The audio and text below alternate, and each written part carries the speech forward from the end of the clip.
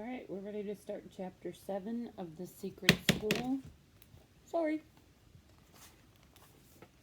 Herbert leaned over his desk and smirked at Ida.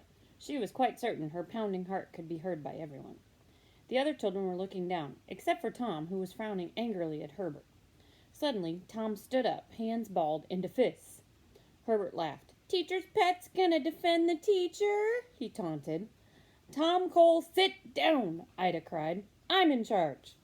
A reluctant Tom sat, even as Ida, with unsteady legs, stood up.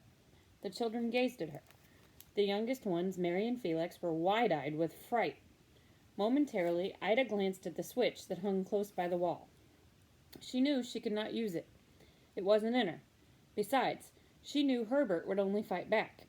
If that happened, it would be the end of the school. No, she'd have to try something else. She turned back to the class. "Herbert Bixler," she said, trying to be calm, but not. She sensed being very successful.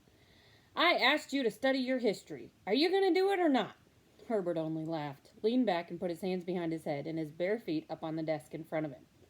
"Hey, Ida, I'm just saying you can try and make me if you want." Ida, finding it hard to breathe, walked up the side aisle. Herbert watched her come, but did not move. His grin had become frozen.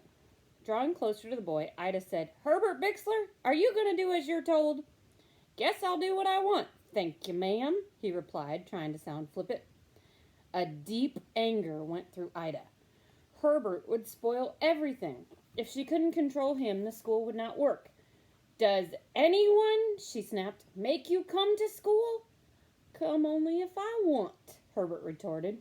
But her unexpected question brought an edge of uncertainty to his voice. "Everyone in this room is wanting to learn," Ida said. "We all took a vote to keep this school open. So I guess we can pretty well vote you out if we want. Then the whole valley will know you for what you are. A skulking, low-down, lazy dud." Laughter rippled through the room. This was not regular teachers' talk. The grin on Herbert's face turned sickly. Gaining strength, Ida cried, "Is that what you want? To be known as a lazy dud?" She made a sharp bang on the floor by stomping her foot. Everyone jumped. "I ain't saying," Herbert said as he pulled his feet back from the desk. "I don't care what you say," Ida snapped furiously. "I'm only caring for what you do." She turned to the class. "All right, students, we'll take a vote. Those in favor of forever expelling Herbert Bixler from—" Herbert sat up. "Hey, Ida, I was only fooling." "What's my name?" Ida went on. "All in favor expelling Herbert Bixler from this school if he ever interferes again, raise your hands." She lifted her own hand. The other hand shot up. "Majority rules," she announced, turning back to the boy. "You either do as I tell you or you're expelled." Herbert's face turned red. "Hey, Miss Bidson, I was just joshing," he mumbled. "Take out your history book," Ida commanded. "Yes, Miss Bidson." Sheepishly, Herbert pulled out his old book, opened it, and bowed his head over the pages. Feeling enormous relief, Ida looked around. Tom gave her a wink. Ida blushed and nodded curtly, then returned to the teacher's desk. She felt exhausted, and the day had only just begun. "Mary and Felix," she said softly, after a moment of silence that seemed to last forever, "you may come and read to me now."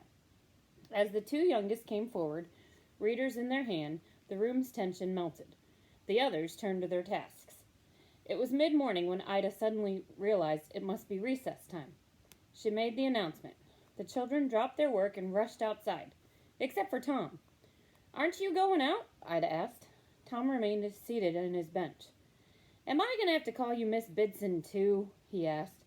Ida, suddenly fearful she might cry from the morning's tension, turned away. "Yes," she said. Tom gazed at her, then headed for the door. "Tom," Ida said suddenly, "it's a whole lot harder than I thought. I don't know if I can do it." He smiled. "You're doing fine, Miss Bidson." "Thank you," she said stiffly. "Going to take recess?" Ida sighed. "Teachers never do." At the door, Tom paused. "Miss Bidson," he said, "don't go forgetting who you are.